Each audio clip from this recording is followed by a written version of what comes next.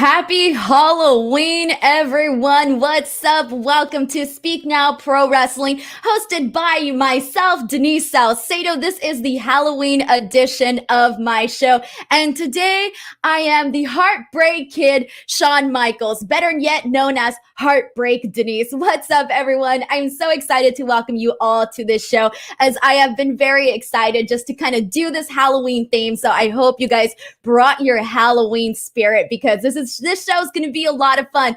Tonight was a crazy night of pro wrestling. Like, so much good stuff happened. I cannot wait to sort of get into it. But before we do get started, I just want to give you guys a quick rundown of what we're doing on tonight's show. So first of all, we are going to talk about AEW and NXT. Obviously, we're going to kick off the stream with all of that. We're going to start off with AEW, then go into NXT, and then afterwards, I'm going to quickly recap some of Halloween Havoc's past most infamous matches from the past. And I'm excited to talk about this too, because I chose those matches because they're very quirky and sort of, just kind of really out there, really outside of the box. So I did want to take a moment to talk about all of that here today. So it's just going to be a fun, light episode of pro wrestling and Halloween. Also, I do want to remind you all that if you send in any super chats throughout any point of this stream, I will be reading them. So if you have something to say to me, or you have a comment or a statement that you want to get read on the air, and you're like, I really need Denise to see this, go ahead and send me a super chat. F4W is awesome and nice enough to let me keep 100% of the proceeds of all super chats. So please go ahead and send those in, as they will help me out a lot. Also, I know these glasses look great, but the pink, I'm seeing pink everywhere. It gets me dizzy. I can't see the computer screen, so I will be taking off these glasses for the stream, but just know that I started off wearing them, all right, guys? So I'm going to have to take these off. Believe it or not, they make me a little bit dizzy, but I hope you guys like my costume. You can't see the bottom portion of it, but it's okay. We'll kind of go ahead and get started like that. So everyone, what a night of wrestling. I cannot believe it. I'm just going to start off by saying that NXT tonight was by far one of the best NXT shows that I have seen in a very, very, very long time. I thought it was awesome. So much good stuff happened. I can't wait to see what you guys all think of this. But let me go ahead and start reading some of your costumes. Crocodile says, ring light king of hearts. Yeah, you guys can all see my ring lights with those glasses. Bobby AG says, does Denise wrestle? And if so, where does she wrestle? Also, what is or what would be your finisher? So for today, I'm definitely Mr. WrestleMania, Bobby AJ, Mr. WrestleMania over here. And M. Rodriguez says, looking forward to tonight's show with you, Denise. Thank you so much for looking forward to the show. That makes me very, very happy. All right, let's go ahead and kick it off, guys. We're going to start off talking about AEW Dynamite. And as we go through the show, for those of you who are new to this stream, this is a very interactive stream. So please make sure to go ahead and send in your thoughts throughout this entire stream, because I will be reading your comments. And again, if you want me to read your comments, 100% sure on this stream, send in a super chat. But the show sort of kicked off with Adam Page versus Wardlow. And okay, so I just got to start off by saying that Hangman Page is so freaking awesome, guys. He is that guy that is literally on my dream match list with everybody. Every time I have a dream match opponent, the opposite person that I'm always thinking of is Hangman Page. I thought this was a good match. Going into this match, I already knew that Hangman Page was going to win. I didn't see Wardlow winning whatsoever, but I did think that they put together a really fun opener. So I was, happy with this match, kind of kicking things forward. And then we went into Eddie Kingston versus Matt Sydal. So this was sort of interesting, okay? Not necessarily because of the match itself, but just sort of everything that happened after the match. So things started off with Eddie Kingston cutting a promo, which we all know he does a great job, so I don't even have to tell you guys that. But I loved Love the fact that he kicked the cameraman out of the ring and basically told him to get out of here because this was his world. I thought that was a really great touch to this segment. But before we continue, we got a super chat that I want to read. And this is from Dennis Hutch. Dennis, thank you so much for kicking us off with our super chat for our Halloween edition of the show. Dennis Hutch says, did you order the costume or did you put on the first thing you found in your wardrobe? Well, Dennis, because I am sitting down, you can't see my full gear, but this is completely DIY'd. The hat was made, the jacket was made, the pants were not made. Those pants were bought, but this was all completely hand painted, and the mirrors that you're seeing here were glued on as well as the hat too. So this is a DIY costume. So thank you so much, Dennis Hutch, for asking. So thank you guys so much. All right, so Eddie Kingston versus Matt Sydal. I loved, again, how we kicked it off with the promo, kicking out the cameraman out of the ring. That was fantastic. Great touch. The match itself, though, I didn't think was anything special. It was just kind of there in terms of it actually being it wasn't the best match that I saw of the night. Let's just put it that way. But I loved the finish because I thought it was sort of interesting how Eddie Kingston sort of, made Matt Sydal seem like he was Jon Moxley and basically made him quit. I like how he was sort of manifesting his, the results that he wants to see at Full Gear. So I liked this. I thought this was a pretty cool ending to a really nothing match, but a cool ending. And we have another super chat. Bobby AJ. Bobby didn't send in a statement, but I want to thank you so much for sending in a super chat. You are awesome. If you do want to send in a statement, and I see it on here, I will definitely go ahead and read it. So thank you so much to Bobby AJ for that. Sean Harrington says, she's just a sexy girl. Yeah, today, that's the gimmick for today. R. Riggs says, the match was just to move forward the story. Correct. Dean Litterick says Eddie Kingston is literally the greatest. Eddie Kingston is phenomenal, especially when it comes to his mic work. We all know that already. So I kind of feel like every time he comes out, we all shush and just listen to what he's saying. The Yankee Power says, this is the NXT I loved.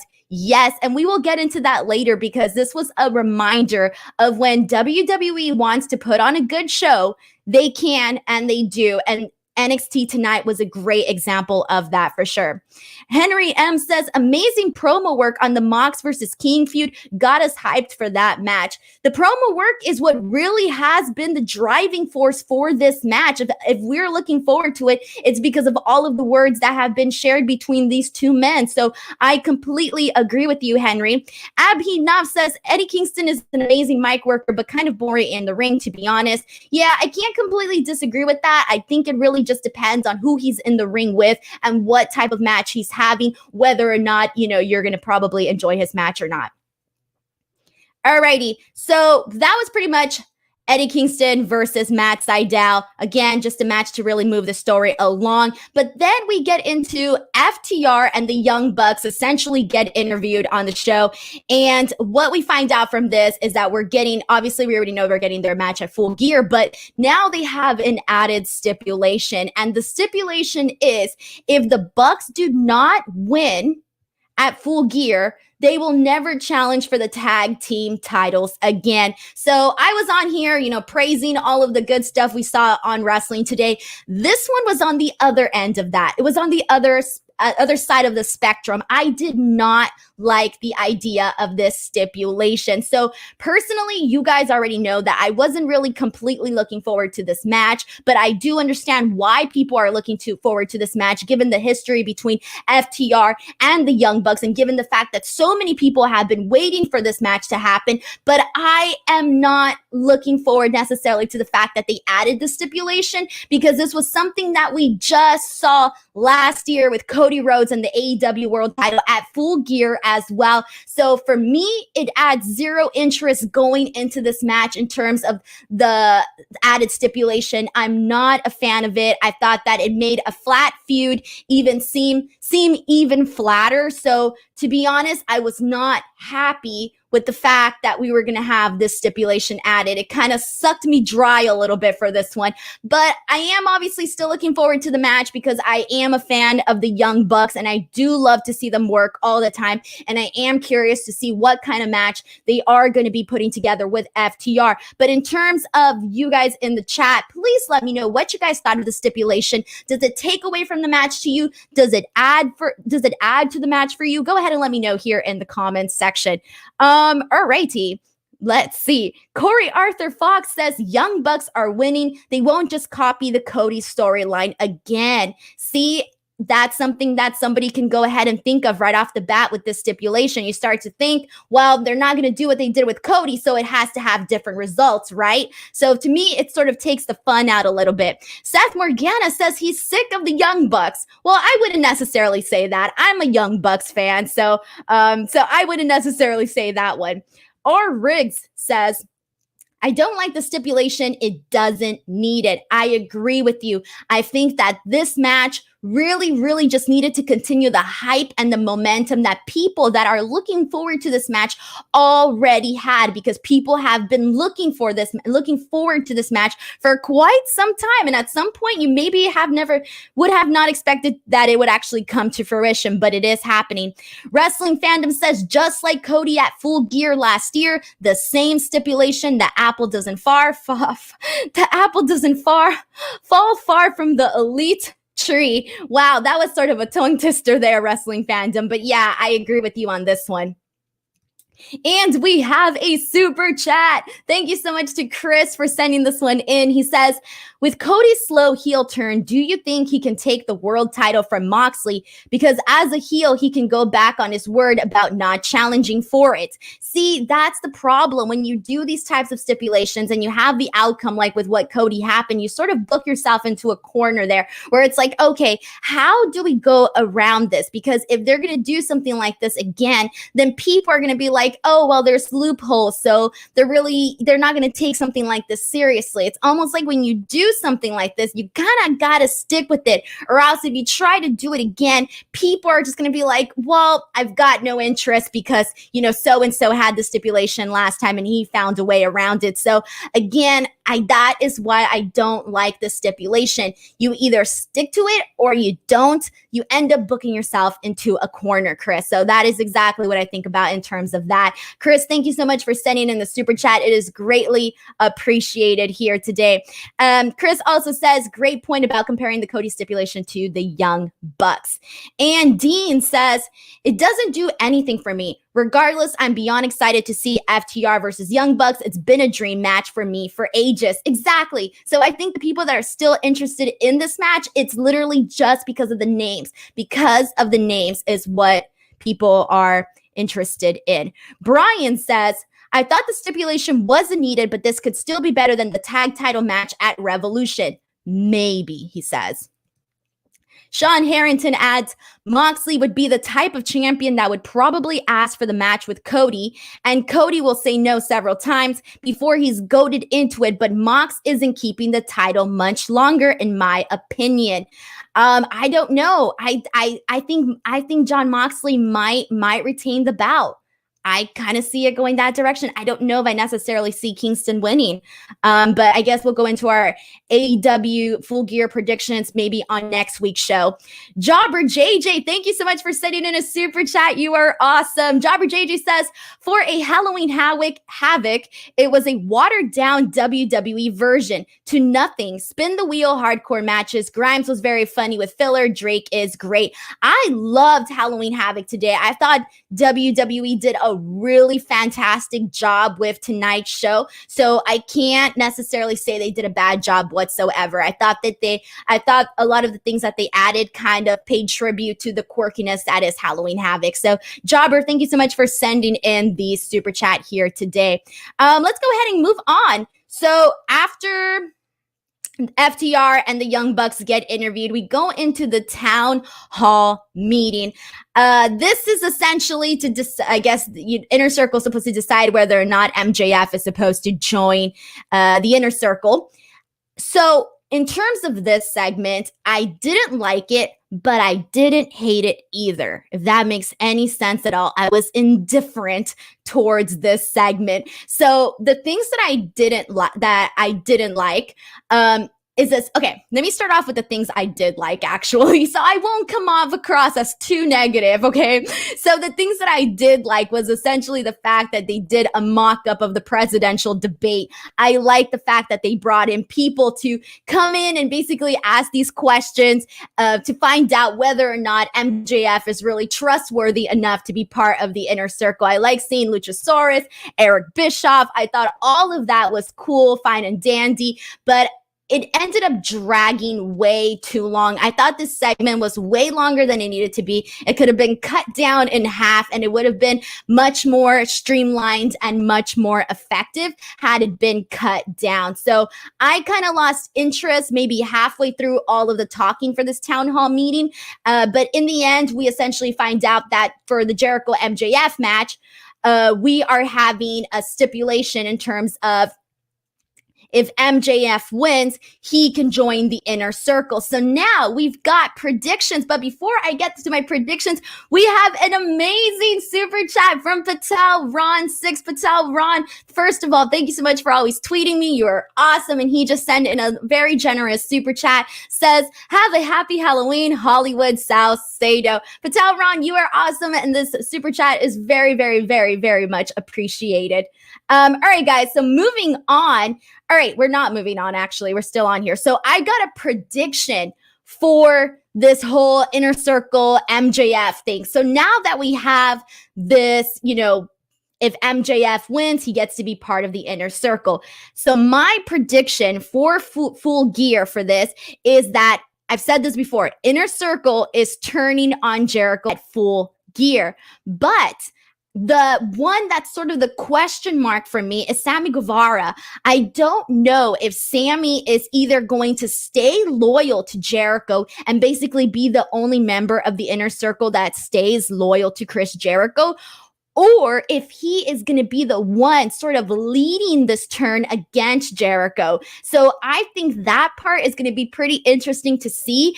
And then I also obviously see MJF becoming the new leader of the inner circle. So I like the direction this is all heading into. And those are just some of my predictions when it comes to this. But I think this is one of the matches that I'm really looking forward to. In terms of storyline and in terms of build, this is one of the ones that has really captivated my interest. So what do you all think about this? And then also a reminder, next week we will be seeing Sammy and Ortiz versus Wardlow and MJF. But what do you all think of this?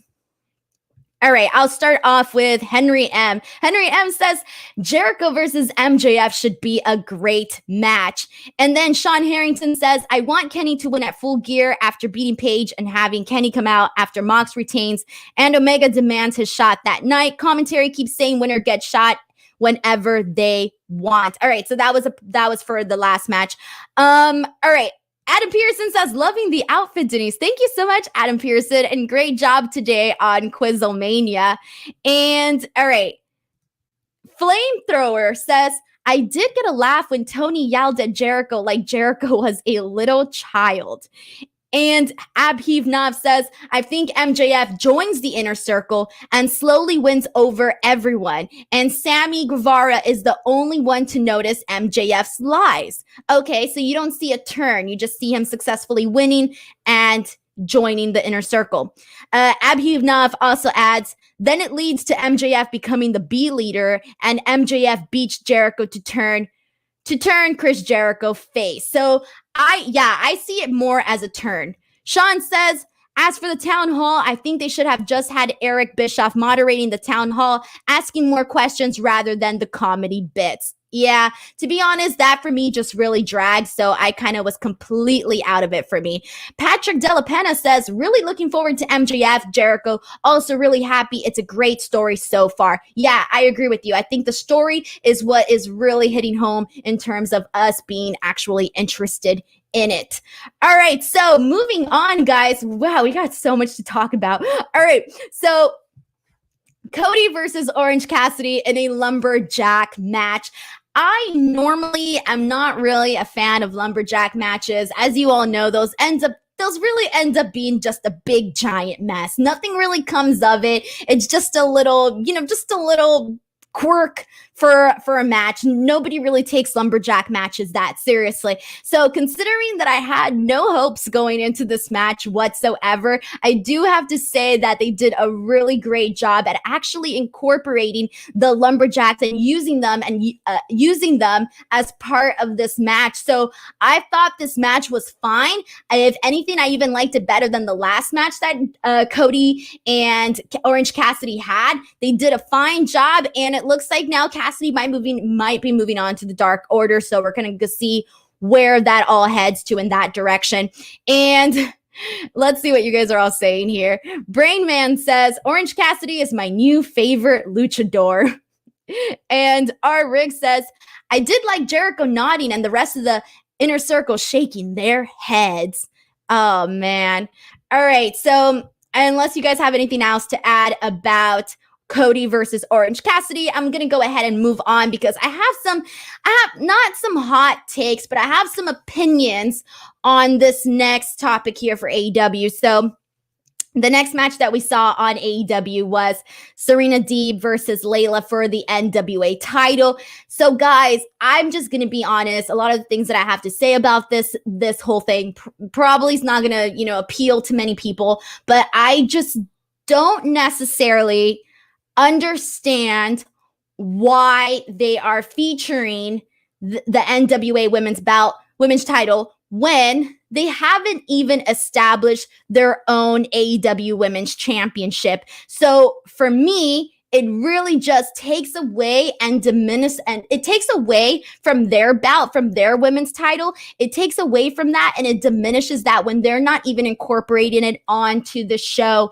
So I get it. I feel like this is a thank you to the NWA for essentially loaning them Thunder Rosa, but it doesn't make sense to me why they're featuring this bout instead of doing their own bout. Like, instead, it should be Shida having these matches so that she can keep growing as a champion, and we're not seeing that. So I wasn't necessarily a fan of this, and unfortunately, there was really, really bad timing for this in terms of this match was going on at the same time that we had Raquel and Rhea Ripley going at it on NXT. Now, I'm going to give more details about that match when we get into NXT, but the difference in terms of star power, in terms of match quality, was very, very vast between these two matches. So everybody's always talking about how the AEW women's division needs a lot of work, but this one, I really felt, okay,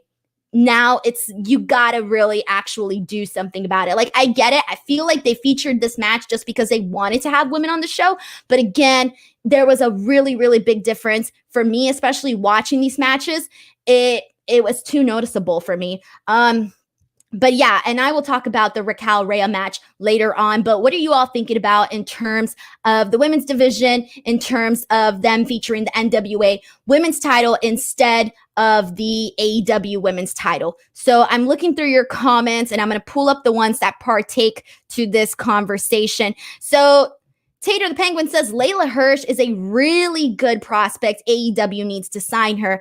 In terms of what I saw today, she's not bad, but again, I don't think she's necessarily all like there yet. But again, there's always room for growth, and the only way for growth is obviously to have more matches. And Dean Litterick says, I'm confused as to why there is an NWA women's matches on the card and Hikaru Shida is on Dark, especially so close to Full Gear. That's exactly what I'm saying. That is exactly what I'm saying. Like, feature your champion on your show, elevate her so that her match at Full Gear can mean something more. Romeo Anthony says, preach about this women's division, Denise. Also, Deeb is a severe downgrade from Thunder Rosa. So Serena Deeb, she's a great wrestler. We all know that. But I feel that in terms of the style that she works, it's not necessarily, I think, the traditional style that we're seeing right now. I think she's more of a little bit of a throwback to some of the previous women's wrestling that we were seeing. So I'm not necessarily that big of a fan. But again, I am all for, putting more women on the show. That's exactly what we want. But we want to have a women's division that is like, really great. Something like what Impact Wrestling is doing, what WWE is doing with their women. So I want to see more of that in AEW. And I want to see their AEW Women's Championship mean something. So that's where I'm getting at with all of this. And Sam B says Shida barely gets airtime. She got like 2 words in today. She had a backstage promo and it was like 2 words from what I remember. It was enough for me not even to write really notes down. Sean Harrington says, good point, Denise. I think AEW is just trying to do something with NWA eventually, or could see Cody buying NWA from Corgan. At this point, I don't know. I don't even know what's left in terms of the NWA. All right. Sean says, that was poor choice. Just don't get them why it makes no sense. And R. Riggs says, Deeb is the only person signed to AEW close to Shida's level. Sam B says AEW needs to overpay for women's wrestlers. Sean Harrington's talking about Karrion Kross. We'll get to that later. I want to make sure we're talking about the actual segment right now. B.A. Charles says, I disagree. It's just a secondary title like the TNT title. It would diminish the title to have Shida run around defending it for free every week. What would really raise it up would be a stronger division. Both of those things. She can obviously defend her title, but also building up the women's division. So there's a lot of things that can definitely be done there. Brain Man says AEW's women's division is still growing. They are moving in the right direction. Well, I mean, I think some people can argue that they're maybe not moving in the right direction. I think they want to move in the right direction, but I don't necessarily feel like that's where we're heading towards. I mean, when's the last time we saw Thunder Rosa? When's the last time? And people were clamoring for her. People wanted to see her. So if people want to see somebody, bring them back, put them on. Let's see what they can do. And okay, I'm going through your guys' comments. Andy Bruno says, I'm the man of Wash High and Cody is the man of AEW, so that means we are Thrones for many years to come. Adam Pearson says, they're diluting an already lackluster division. It comes across as though the women are an afterthought rather than a cornerstone. Exactly. It kind of feels like, oh, we don't want to get backlash from the fans because we're not putting women's wrestling on. So let's just put some women in there and, hope that it works out fine. I feel that's how today sort of came across. It didn't really feel like there was an actual real purpose in terms of for the AEW brands. Like, what was the purpose for this exactly? And Sean also says AEW showcased D because she's actually signed. So to say AEW Serena won the NWA title is a big deal, but I do agree there should be more for Shida, especially when watching her YouTube. See, and a lot of people that watch Dynamite don't necessarily watch AEW Dark. And I think a lot of the times people expect for everyone to be like, oh, well, this happened on AEW Dark, so everybody has to know about it because it happened on AEW Dark. But that's not the case. Just because it happened on AEW Dark doesn't mean we all know about it. Romeo Anthony says, Tony Khan has got the checkbook. Pay for these women's wrestlers. I just think right now, a lot of the really good women's wrestlers are already signed elsewhere. I feel, I don't know. I can't say that for sure, but it kind of feels that way. And all right, I'm going through your guys' comments as we go here. B.A. Charles says what they need are real storylines. Yes, that too. And Patrick also says it's a shame because women's wrestling is kind of running the wrestling world right now. There is a lot of wonderful things being done with women's wrestling, and we're going to get into that because there are 2 matches from NXT that were phenomenal, that were women's matches, but I will rave about those when we get there. All right, guys, let's move on. I think I took too long venting here. But we're moving on to Shawn Spears versus VSK. This was fine, as in its real purpose on the show is to just reintroduce Shawn Spears to the Dynamite audience. For those that don't watch AEW Dark, as I mentioned earlier, just because someone watches Dynamite doesn't necessarily mean that they watched AEW Dark. I was happy to see Scorpio Sky come out during this. I sent out a tweet. I was like, Scorpio Sky is the guy that really, really needs to be focused more on Dynamite. And the amount of like responses that I got where people were like, yes, yes, yes. It was pretty, it sent a notice out there that obviously I'm not the only person that feels that way. And I do think that Scorpio Sky has had really good moments in AEW, but he gets to a certain point and then I feel like they don't fully go for it. I think that they can do a lot more with Scorpio Sky because Scorpio Sky is an incredible talent and he's been doing a great job for a long time. Alrighty, but let's talk about this main event because not only did AEW have a really good main event, but so did NXT. Both of these shows had a great main event, and depending on what type of wrestling you like, what type of wrestling you prefer, that's really how you decided which main event you thought was the best of the night. But Kenny Omega versus Penta was seriously one for the books, all right? I think it was one of the best matches that I have seen on AEW Dynamite in a really long time. And it proved two things that I've been saying nonstop. So one of them is obviously that we do need a bigger, stronger focal point on the Lucha Brothers. Okay, we're starting to get that. So I'm not going to complain because we're getting a little bit more of that. Two, that Kenny Omega should have always been a singles competitor on the AEW roster. And that's because, damn, that guy is good. And we already know that, obviously. But I feel that, in the last year or so, his star power did kind of feel like it diminished a little bit. Like, you all knew it was there, but it kind of went down a little bit in terms of it wasn't the same hype that we had for Kenny Omega right at the start, especially, coming off of his New Japan run. So, obviously, that this match just proved two of those comments that I've been saying. But this was such an excellent match, and these are two guys that what they do in the ring, they don't have to do so much to immediately capture my attention and to immediately capture the attention of the audiences, because it's just like what they do is good and it shows. And this was such a great match. I mean, they did so much. There was a package pile driver from Penta to Kenny that I thought was so sick. I went into this match knowing that Kenny Omega was going to win. I didn't expect Penta to win whatsoever. Even when Phoenix was supposed to be the original opponent, I didn't think Phoenix was going to win either. I already knew Kenny was going to win this match. But when Penta hit this pile driver, I seriously thought for a second that he had the win there. And whenever you can take me out of what I originally thought and actually make me think that something else is possible, I call that a win, because that doesn't always happen. And when it happens, it feels so good because you get really excited and you're like, oh my God, I really thought that this was going to happen. And then obviously it doesn't, but it's good though.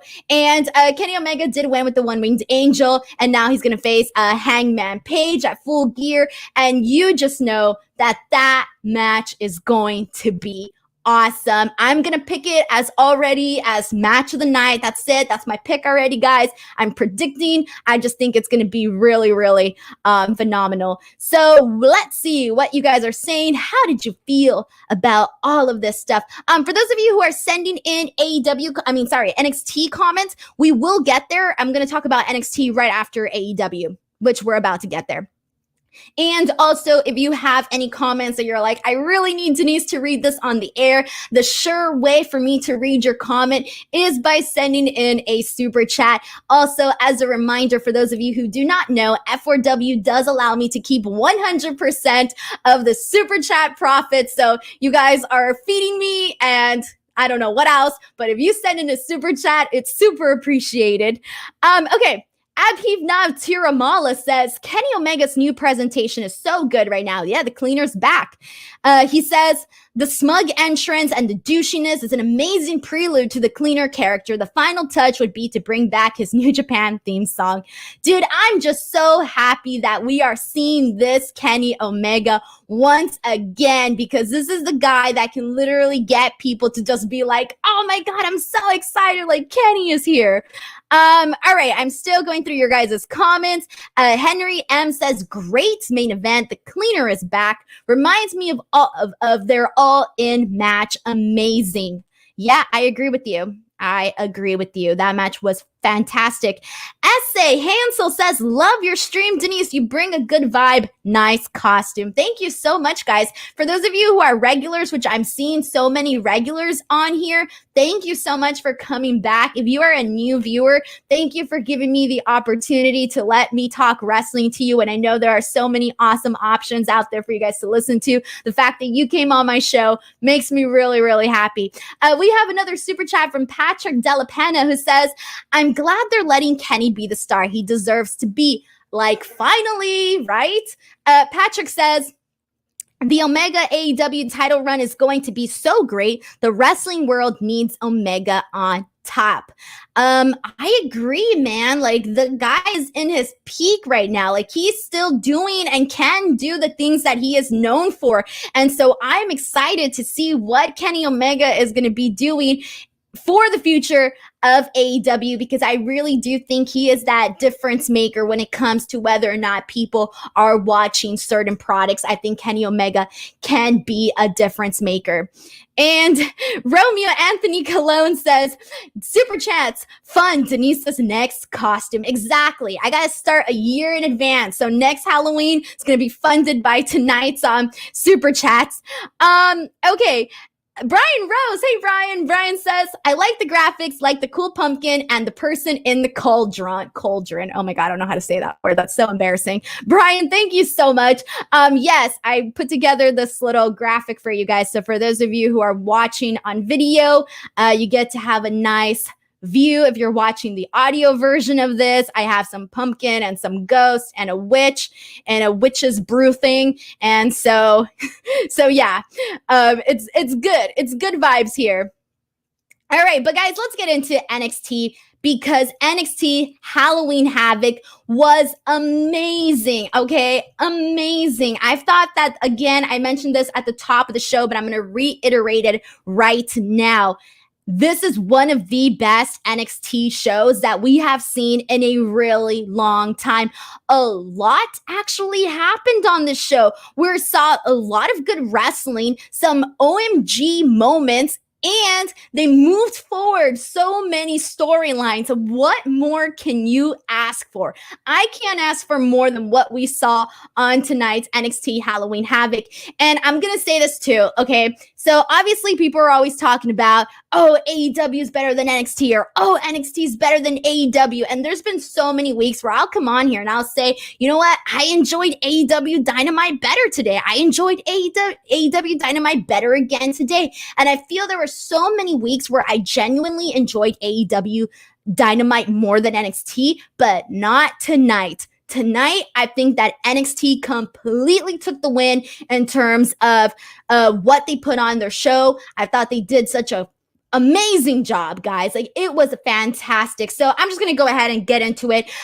We started off with a really, really great opener. I mean, just like fun, electricity, like people you can tell were excited. The intro was really cool. You had Shotzi Blackheart basically howling. Her hair was all frizzed up. I mean, she looked freaking cool, you know, really set up for Halloween. So I liked how they utilized Shotzi Blackheart throughout the entire night. And I also liked how they kicked off the show with the music and all of that stuff. But the opening match was the spin the wheel, make the deal match for the NXT North American Championship. Damian Priest defended his title against Johnny Gargano, and the match ended up being a Devil's Playground. So this was a hot opener. Lots of action, kept the momentum going from the intro to the match, where people knew the show was going to be, you know, a worthy show to actually tune in and watch, especially because of the promotion and the name Halloween Havoc sort of thrown in there.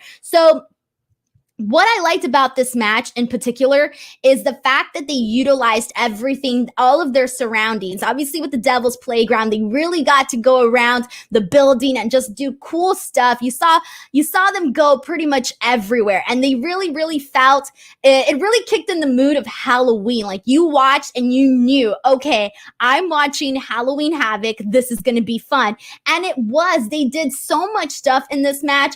One of the things that I do have to say that, like, Like, no matter what, no matter how many times I see it, I'm always so impressed by Damian Priest's kicks. I swear, it's something so simple, but it gets over with me so well. But let's talk about the finish, because the finish was pretty cool. And I thought that the finish was going to be the most impressive thing we'd see on the show. And I was wrong. It ended up being the second best spot of the night. So essentially, Gargano and Damian Priest are, they're wrestling where the wheel is at, so it's at a higher level.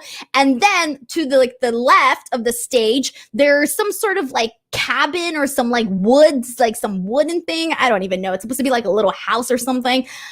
Whatever. The point is that Damian Priest gets tossed into that after Johnny Gargano gets help from some sort of Grim Reaper, some mystery person that comes out and helps Johnny Gargano. And this essentially ends up leading Johnny Gargano to the win. And we have a new NXT North American champion. And I just got to say that I did not expect for Damian Priest to lose the bout. I was completely shocked about this. And I posted on Twitter, like, we have a new champion. What do you guys think? And everybody was surprised that we had a new champion. I don't think anyone saw this coming whatsoever. So I like the fact that it was shocking and entertaining. I thought it was really good.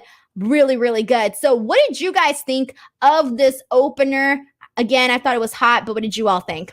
All right, I'm going through your comments, and Patrick says, wrestling fans got spoiled tonight. The Wednesday Night Wars has been great to all of us. Yeah, I think this is definitely one of the ones that that really did a great job. Anthony says, Denise, it doesn't make sense to take off the title from Damian Priest. He just won a month ago and put it on Johnny Gargano. Why do you think they did that? Why they did that, I have no idea. But like I said, it's surprising, and I didn't see it coming. Again, I was expecting a long title reign for Damian Priest, especially because Johnny Gargano isn't somebody that needs the bout. He doesn't need it. Damian Priest needs it a whole lot more. He's still an up-and-coming star. He's, Johnny Gargano's already established. So it doesn't make sense, but I'm hoping that there's a game plan, that there's an end plan, that there's a reason. And I know a lot of people are like, oh, you're probably reaching, because that never happens. But I hope that there is a reason why, because I was a fan of Damian Priest being champion. Like, I really was. So yeah, I don't know why. All right, I'm going through your guys' comments, and Anthony says, Denise, this pisses me off that they just put a title on Damian and now they take it off and put it on Johnny. It doesn't make sense to me. Sean says Gargano likely won't keep it long. Personally, they should have just made Gargano face Kyle O'Reilly for the NXT title and give Johnny the belt. And Corey S says, ha ha ha, I just realized you're HBK. I had the glasses earlier on, but they make me dizzy, guys. I can't, they're pink shaded, so they kind of make it really hard for me to see what I'm seeing on the computer screen. So yes. The Pokemart says, Denise finally gets her own show. This Wednesday has been great. Yes, exactly. Today is my fifth show, and I am just so happy that F4W took a chance with me and even let me have my own show. And not only that, gives me the freedom to do whatever I want on this show. Is pretty awesome. All right, let's move on, guys. So after this opening match, we had Pat McAfee come out. And dude, I wasn't a big fan of Pat McAfee when he started, doing all of this. I really wasn't. But he extolled me. I'm a fan now. I'm a Pat McAfee fan. That's it. Let's just name it that. I thought he did a really good promo tonight. He was really, really, on point, high energy, made sense. Everything he was doing worked. I loved how he basically talked about all of the things that he was doing while he was away and unable to focus on Adam Cole. And I loved how they essentially tied all these things together, how they tied the fact that he was behind Ridge Holland attacking Adam Cole. I thought this was great. It's like they tied a nice ribbon been around it, and it made sense and it worked. And now it looks like Pat McAfee is starting to build his own stable because Pete Dunne returns. Commentary mentioned that we hadn't seen him since March, so that's the start of the COVID season. So we haven't seen him since the start of all of this. So he came back looking shredded and awesome, right? So he's there with Kyle O'Reilly, and people are thinking this is going to be like a team, like a tag team. They're going to, team up and, go against them. That's what we were sort of feeling. And then out of nowhere, Pete Dunne turns on Kyle O'Reilly, and I was completely shocked. I did not see that coming. That's two things already on the show tonight that I did not expect to happen. So, man, great stuff. I love this. I love the fact that Pete Dunne turned on Kyle O'Reilly. I love that they're all joining up and they're this new stable. I don't know what they're going to be called or anything like that, but I love the direction that they are heading into this. What did you all think about Pat McAfee, Pete Dunne, Kyle O'Reilly, all of this? What do you think? All right. I'm going to go ahead and scroll up and see what comments I missed throughout the stream so I can read them. All right. Okay. Sean Herring. Okay. People are still talking about. Okay, there we go. Anthony says, Denise, what do you want to call the stable with Pete Dunne, Danny Burch, and Oni Lorcan? I don't know. If you guys have some great name ideas, go ahead and send them in because I really don't have anything. I don't have any bright ideas, to be honest. Our rig says Dunne is too good for WWE. No, I don't think so. I think if he's utilized right, we can get a lot out of it. Brandon Powell Music says Pat McAfee is the man. Such a great promo. Dude, he really is. And then K-Town says, Pete Dunne still has a grudge against Undisputed Era. And of course, he destroyed Kyle Al. And all right. Gianmarco Credi says, God, I missed the Bruiserweight. I loved the turn.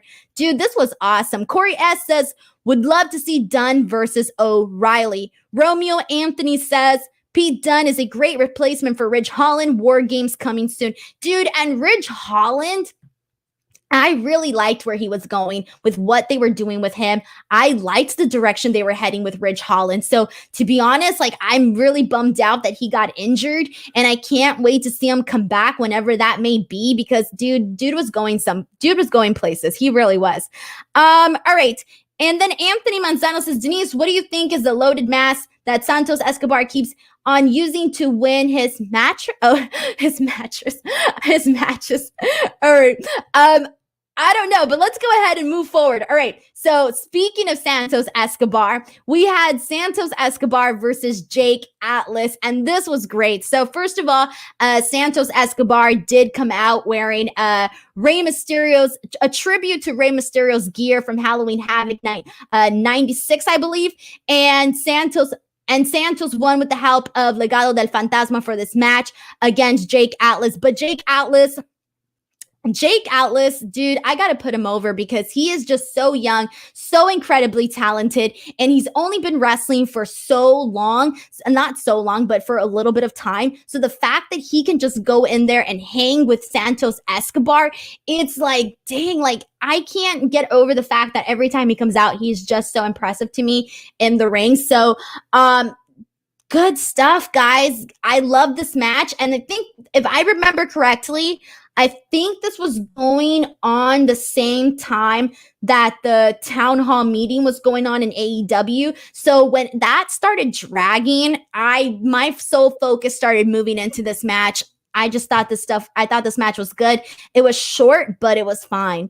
All right. All right, let's move on. After this, I'm so excited to talk about this. All right, I'm so excited. So Haunted House, the Haunted House of Terror match, Dexter Lumis versus Cameron Grimes. This was cool because it was like a nightmare, all right?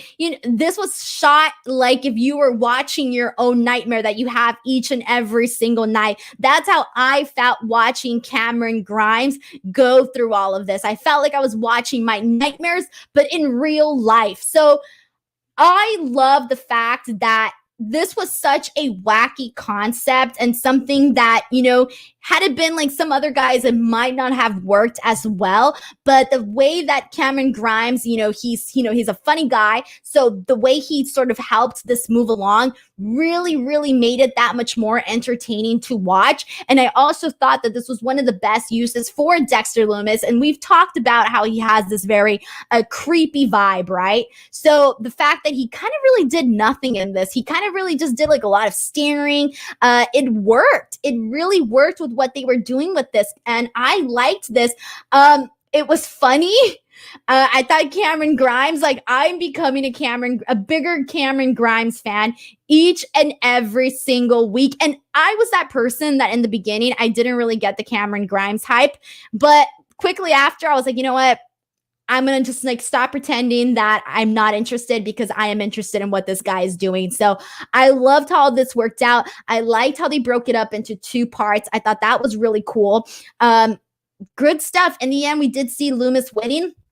And basically he had the helps of like all of these zombies, which was kind of creepy. There was one zombie that got on top of Dexter Lumis and was like crawling around him like a spider.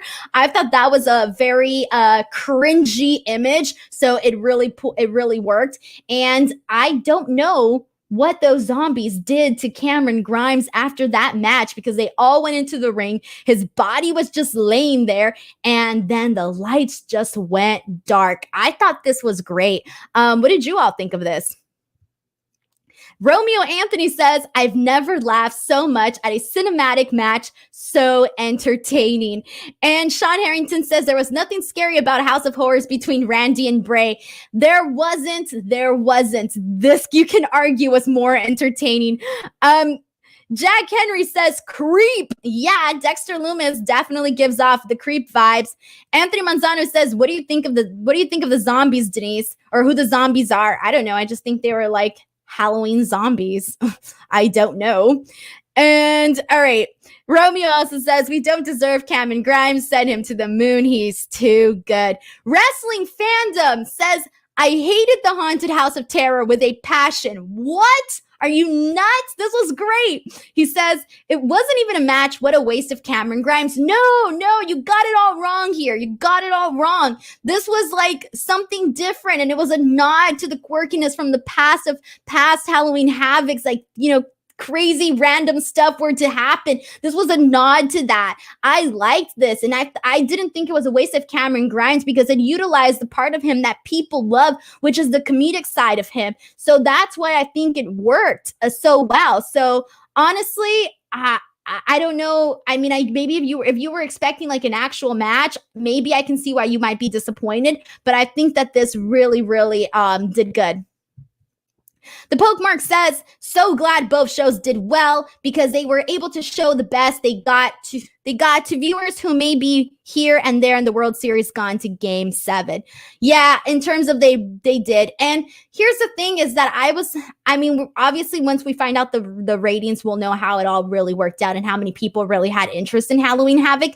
But I don't know if NXT's ratings aren't higher than AEW this week, I would be surprised, especially because just the fact that this was, not only the fact that it was a good show, but the fact that it was actually promoted well in advance. And it's something that people tend to tune in for. So I'm curious to see how that all goes down. Phantasma says that it was weird as AF and that he loved it. And Gianmarco Credi says Grimes is gold. Romeo says, Grimes crying through the streets back to Capitol Wrestling Center was 2020 in a nutshell. I love that shot when he was just running in the street because, again, I feel like we've all had that very terrifying nightmare where we're running in the street and we're just trying to get somewhere. I don't know about you guys, but I've had those nightmares. So I liked all of this. All right, guys, let's move on because we still have so much more to talk about. Let's get into Rhea Ripley versus Raquel Gonzalez. So I mentioned that this was one of the best women's matches that we saw, or just matches in general. I'm not even going to say women because this match was great. I loved this match. And again, unfortunately, they really, really showed what a difference the the NXT women's roster looks like compared to the AEW women's roster. So that was very, very noticeable, especially because these matches happened at the exact same time. But one of the things that I loved about this match is that Raquel has really, really become impressive to me in terms of when they first introduced Raquel. I thought that they were just going to really be like, oh, she's this big monster. And I thought she was going to fall in line with something like what they're doing with Nia Jax or what they were doing with Nia Jax. And I wasn't really feeling that direction. But now I'm seeing that this is actually working out and they're, portraying her as, yeah, she's this badass like woman, but in a really cool way and in a positive way. So I like what they're doing with Raquel. And she's also coming across as very believable in the sense of Rhea Ripley. When you look at her, you think, oh, this girl, she is a legit badass. Like, she doesn't have to fake it. She doesn't have to pretend like she is one. No, you really, really feel like she is. And that is the same thing that we are getting with Raquel. And if it was something like where, she was just acting it or, just really didn't, set into the character well, she would have been easily exposed in comparison to Rhea Ripley because Rhea Ripley is doing it so well. But she didn't. She hung in there with Rhea Ripley, and this was a great match. This was a match where it didn't matter if you won or if you lost because both women or both competitors came out looking gold. So great stuff. I love seeing these two work. I loved it. I was a fan. And what are you all saying about this? Sean says, it's not fair to compare these women's divisions. They are completely different. NXT is filled with well-seasoned wrestlers, not rookie women with only a couple of years under their belt on their indies. Yeah, you're right. It's not fair. But if you're comparing the shows and this is supposed to be a war, then all is on the table. So unfortunately, the comparison is going to be there whether or not is valid or not. So, but the comparison is there regardless. And let's see. Our Rick says, speaking of Nia Jax, why does she still have a job? Oh, man. You know what? Nia Jax hasn't been bothering me as of late. She's been fine as of late with what she's doing with Shayna, so I'm not going to hate on her. All right. Anybody else have any interesting thoughts on Rhea Ripley or Raquel? Okay, Anthony Manzano says, Denise, I understand that Rhea is decent on the mic, but I think she needs a mouthpiece, for example, like Tegan Nox, to make her even better. I could see that, but I think I like Rhea Ripley as her own, just by herself. So I don't think I necessarily would want her with a mouthpiece.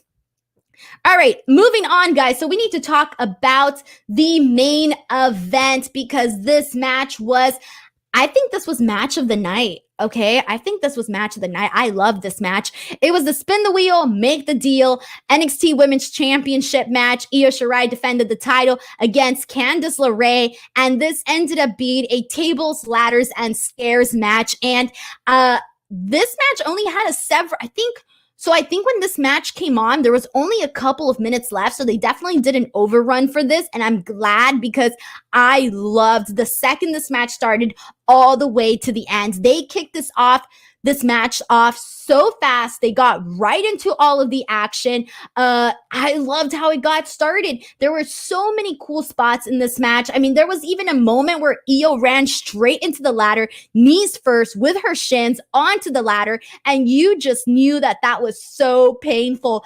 But I think the major thing we need to talk about, though, is that finish. So at one point, I really thought that Candice LeRae was finally gonna win. I thought, okay, this is gonna be her shot. She's gonna get it. She's gonna become champion.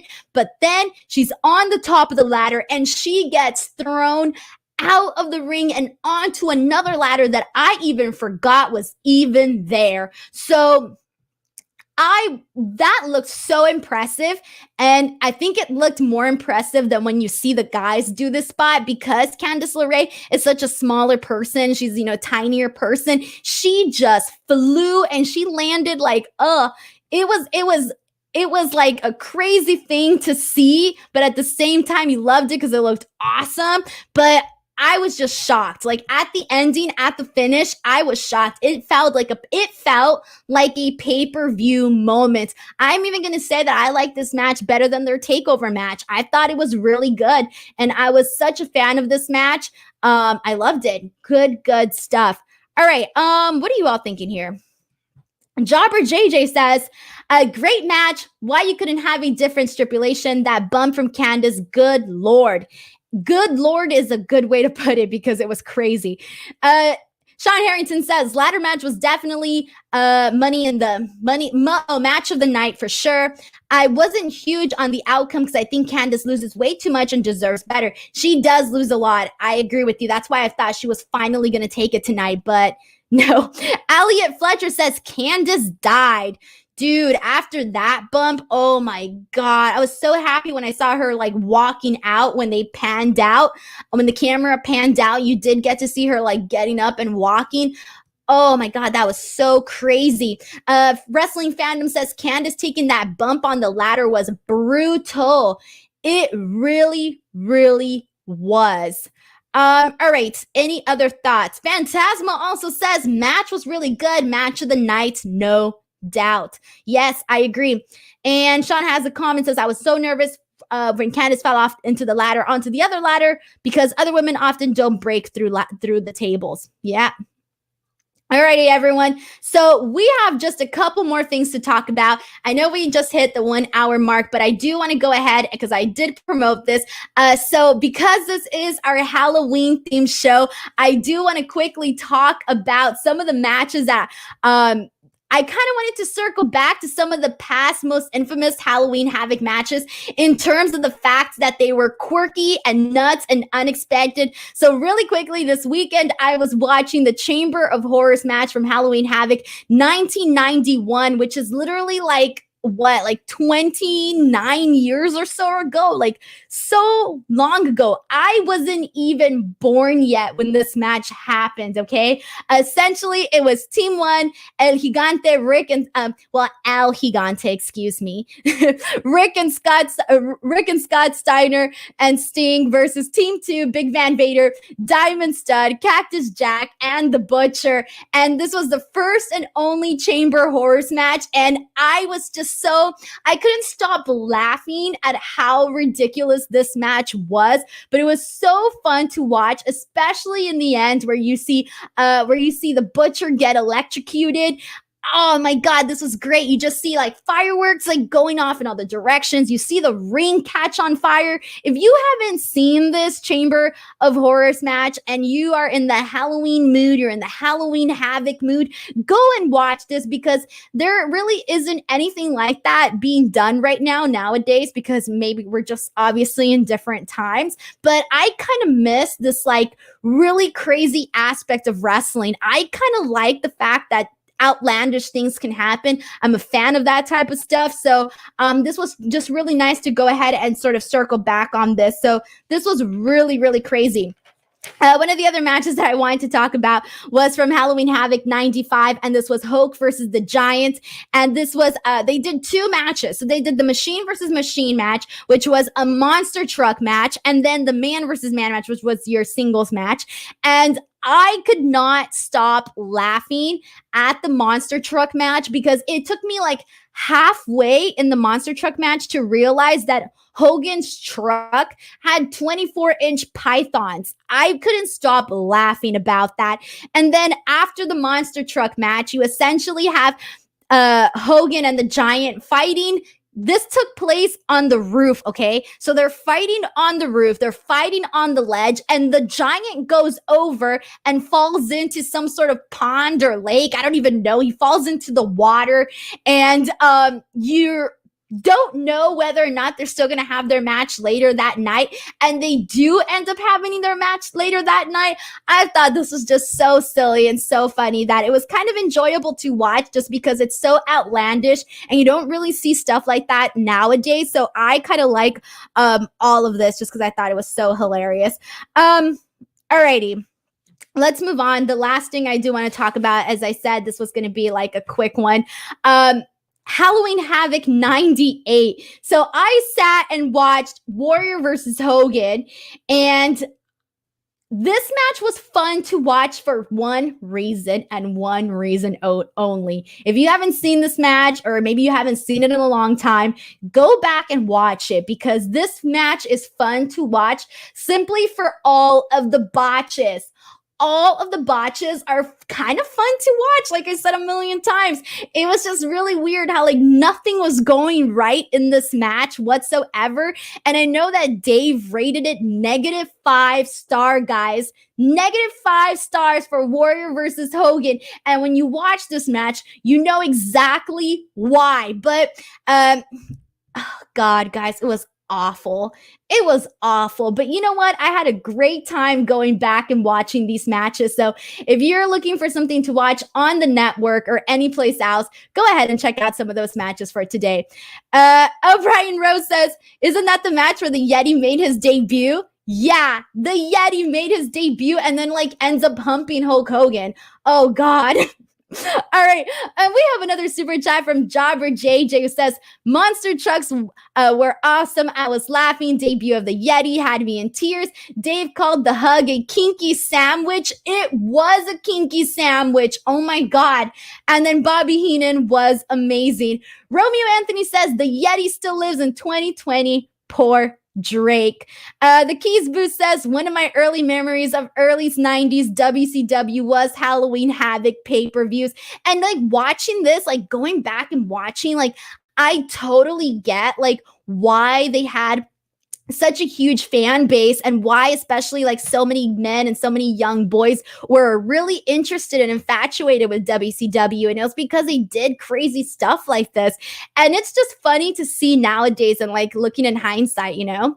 Phantasma says we need more goofy shit in wrestling. Retribution isn't enough. Retribution's like dumb goofy. I need something that's like goofy but like funny, like dumb funny, not like dorky funny, if that makes any sense at all. Sean Harrington says Giant falls into the river. Yeah, and then he comes back and he's like completely unfazed by the fact that he fell off of a roof of a 5-story building into the water. And Romeo Anthony Colon says, oh, the one where Hogan murdered Giant and Giant revived? Exactly. All right. The Keys Boost says, I popped for the Yeti Giant hump spot. Dude, that was such a disaster, but it was hilarious. Phantasma says, should have been 5 stars. Laughing, crying, emoji face. -5 stars it was, guys. Alrighty, everyone. That is my Halloween edition of tonight's Speak Now Pro Wrestling. I want to thank you guys all so much for hanging out with me here today. I love chatting AEW and NXT with you and kind of just dressing up and having a good old time.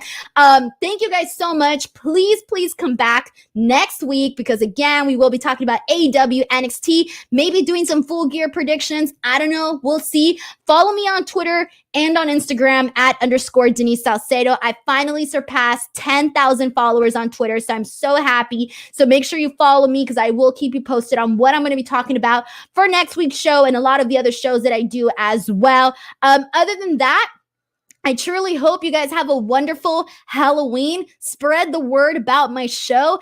Give this video a like before you go. If you're not already subscribed to F4W Online, make sure you subscribe. Plus, I do have a YouTube channel. You guys can go ahead and subscribe as well. That is in the links. That link is posted in the description box of this video, so you guys can go ahead and find it there. But if you enjoyed my show, please tweet me at _Denise Salcedo because I always read the tweets directly after the show. I love you all, and I hope you have a very, very wonderful, happy Halloween. I will see you guys next week. Bye, everyone. Take care.